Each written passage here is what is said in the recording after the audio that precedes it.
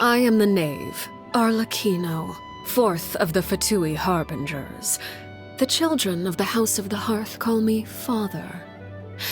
I do hope our partnership proves to be a pleasant one, although I would imagine that should be fairly easy. After all, there's no cause for contention between us at the moment. Wouldn't you agree? Staring into my eyes is ill-advised. I can't promise you'll like what you see. What could the children be up to? Never mind. Let them do as they please. Something you wish to report? Go on. You have my undivided attention. Fear not. What's a little thunder when even lightning wouldn't dare strike our path? Only in the grip of winter do people truly appreciate the warmth of flames. This kind of weather is more enjoyably spent under the cover of shade. I would advise you to keep your secrets close to your chest. Divulge them too easily, and you never know where the wind might carry them. Good morning. Any plans for today? Whenever I return home at midday, I often find the children sprawled across the ground in the midst of sleep. A certain level of fatigue is common at this hour. Perhaps you too should rest a bit before we head out. It is said that the moon is like an eye, gazing down upon the mortal plane. We have merely grown accustomed to its scrutiny. Time to retire for the night. Oh, can't sleep, you say? Well, I'm afraid you'll have to figure something out for yourself. I have a certain suspicion my solution won't be to your liking. Seeing yourself clearly is a difficult task indeed, perhaps even a thankless one. After all, they say those who lack adequate powers of self-perception often lead a happier existence. On occasion, I hear others whisper in secret, calling me cold and cruel. People are free to believe as they wish, and I don't intend to clear up their misconceptions. Prejudice has a way of concealing the truth, and that is hardly to my disadvantage. Still, I believe the time has come for certain measures to be taken to live up to their expectations. Let's just hope those on the receiving end of these measures have enough power and status to escape with their lives. Our ideals are not entirely aligned. If we are to work together, we must be willing to compromise. To that end, I'm willing to share certain secrets with you. Information that I choose not to reveal, however, is best left unexplored. For your own good, of course. For the longest time, there wasn't anything I desired, until the idea came to me to assassinate Crucibina. It was a ludicrous thought then.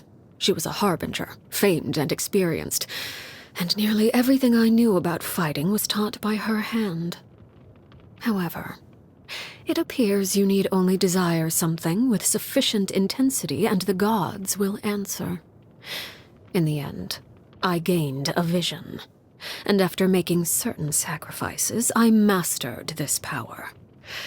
Surpassing one's teacher often requires the pursuit of the unexpected. Flames course through my body like blood. This may be nothing but a figure of speech to some, but for me, it's the harsh reality of my existence. The aurora in Snezhnaya is quite beautiful. Certainly worth a visit.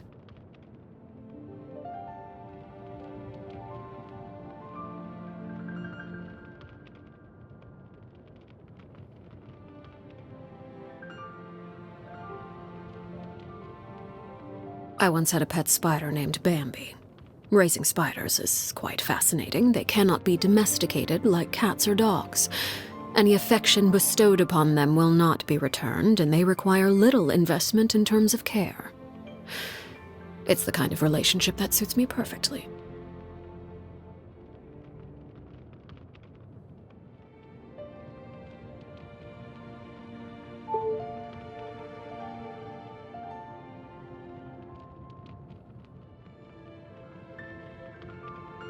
Clairvy once asked me what a real home looks like, but I had no answer for her. How could any of us know the answer when the House of the Hearth is made up entirely of people who never had a place to call home? By killing Crucibina, I was able to assume the identity of father and rebuild the house under a new set of rules.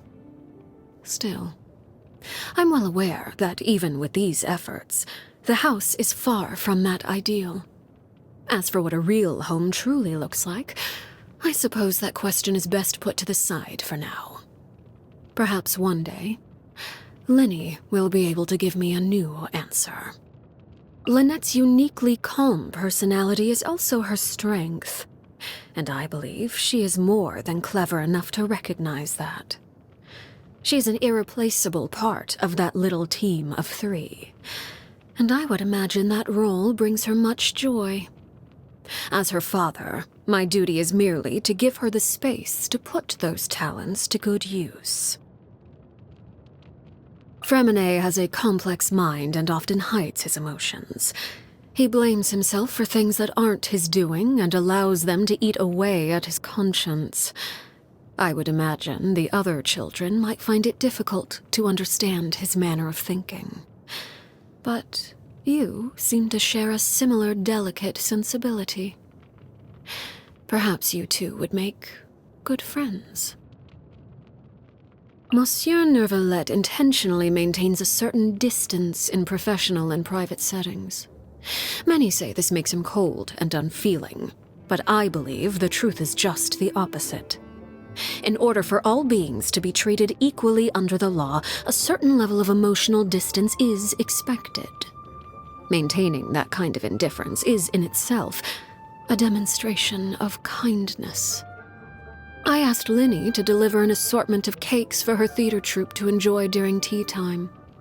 The children made the cakes themselves, as a gesture to express the support and enthusiasm of her audience. I do hope she enjoys them. When I was imprisoned, it was the Tsaritsa who pardoned me and gave me the title of Harbinger. I could sense she was a person of true sincerity and compassion, unlike all those pompous hypocrites with their posturing and rhetoric. Yet, it's difficult to say whether her compassion alone is enough to melt the ice and snow that permeates her land. All I can say is this. If we are forced to be at odds one day, I will raise my weapon against her without hesitation. Because that is the greatest level of respect I am able to bestow. As the original Harbinger, much about him remains a mystery. Upon our first meeting, he recognized my background with ease. Yet, to this day, I know little about him. He is very powerful, and that power comes with a high level of responsibility. However, I believe him to be someone worthy of respect, independent of the power he holds. When I first took over the House of the Hearth, he proposed a number of plans for us to work together. He wanted me to send any rejects to him. He planned to experiment on them and then share the results with me. I heard that he and the previous knave had quite the professional rapport in that regard. All I can say is that if he weren't one of my fellow Harbingers, I would have expedited their happy little reunion long ago.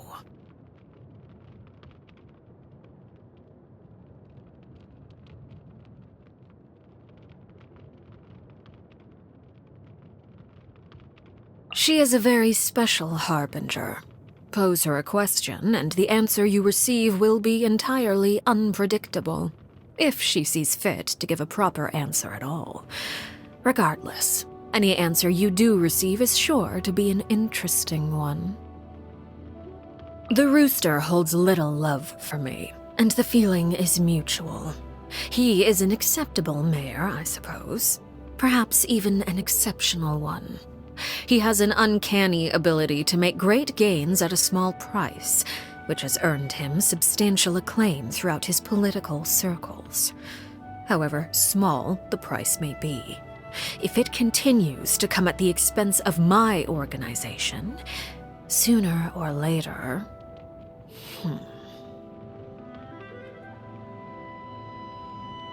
I have little interest in her. She's extremely passionate about her research and does not appear in public often. In fact, many of our officers have yet to see her at all.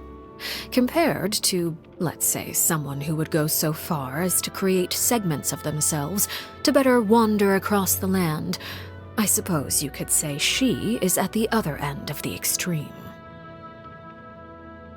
I won't deny that he is a capable and imaginative individual, but he lacks clarity. He can formulate grand plans and manipulate the economy with ease, yet at the same time, he allows his actions to be governed by the vengeance and hatred locked in the depths of his heart. Rational people often believe themselves capable of controlling their emotions, but I believe that confidence is their greatest weakness.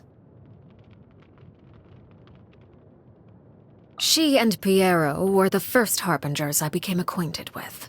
Her prideful attitude when she first visited the House of the Hearth failed to earn her many friends among the children. Subsequent visits were accompanied by gifts, and the stately claim that those who dislike me shall receive none. The children quickly learned how to play pretend, and she in turn basked in their attention, superficial though it may have been. I imagine she quite enjoyed being surrounded by children, perhaps due to the persistent loneliness that plagued her. I found her sacrifice to be a great shame. May she be reunited with her lover in death. Objectively speaking, his personality is ill-suited to that of a harbinger. He often tries to think the best of others and finds himself used by them as a result. Of course, he is very talented. With time, I'm sure he'll come into his own. I see no need to judge him too early.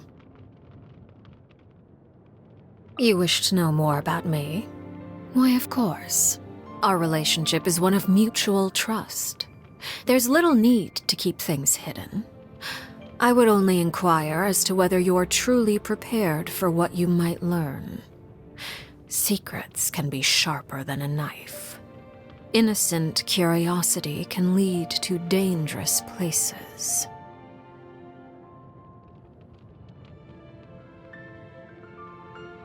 The children often make use of words and phrases from popular vernacular that are only comprehensible among themselves, much like the code words we use during missions. Of course, children often need their own space, and I fully understand that.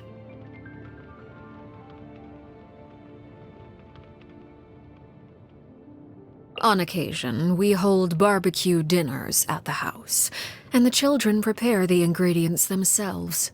They enjoy participating in activities like that, and the feeling is mutual.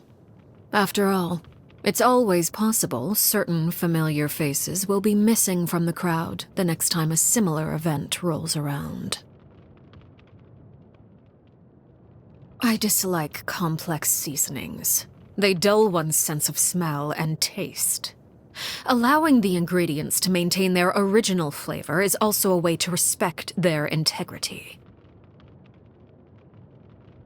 An impressive showing of culinary expertise. Perhaps you'd be interested in teaching a cooking class at the House of the Hearth? The taste is palatable. Perhaps the children will enjoy it. The intent is appreciated. but there is much room for improvement. This memo states that today is your birthday. Is that true? Birthdays should be lively occasions. It's always nice to have an excuse to set formal matters aside every now and then, whether it's for the purpose of celebrating yourself or others. Come, I've prepared a feast for you at the House of the Hearth. Let's not keep the children waiting. Always keep moving forward. Never let yourself be constrained by power. Anger makes you impulsive, and sorrow causes you to waver. Always maintain control over your emotions. Some call me excessively strict. In truth, it is an approach I extend even to myself. I've learned much from you during this time, and I trust the sentiment is mutual. In fact, I believe maintaining this cordial relationship might prove advantageous for us both. Who knows what thorny issues the future holds? I imagine there may yet be many an occasion for us to join hands.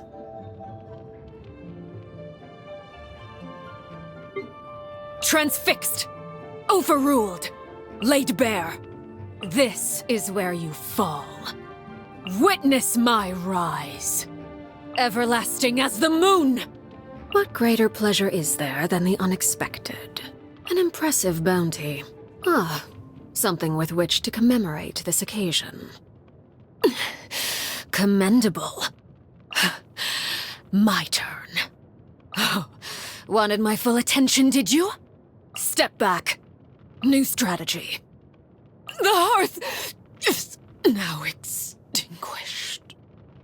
I hear the children singing. This shall not be my fate. I hear the children singing. Pitiful. Go on. No need to fret. I shall handle this. An insurmountable problem, I presume? This will be a productive partnership, I hope.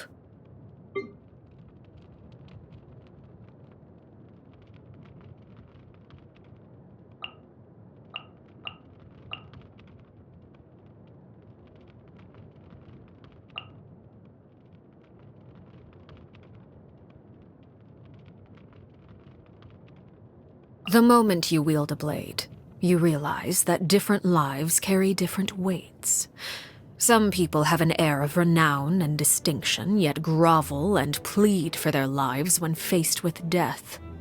Their outward demeanor nothing more than a hollow facade. Others appear unremarkable, yet carry a heavy burden within. Despite the factors that differentiate us in life, death awaits us all. The great and final equalizer. Cruel, you say?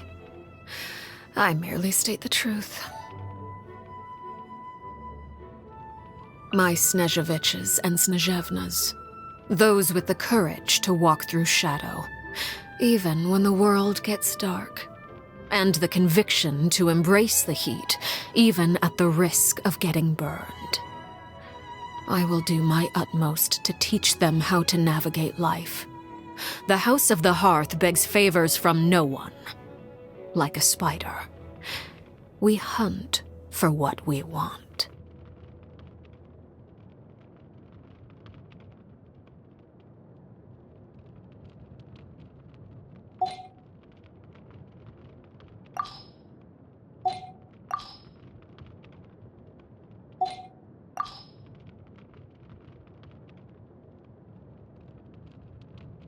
In my free time, I enjoy observing insects in the forest. The dynamics between them are fascinating. The way they hunt for food, compete with each other, even cooperate. Those that seem formidable aren't always the ones that make it until the end, and a single error can prove fatal. I observe their struggle as they near death, and slowly commit the image of their suffering to memory. Much like I do for those that fall by my own hand.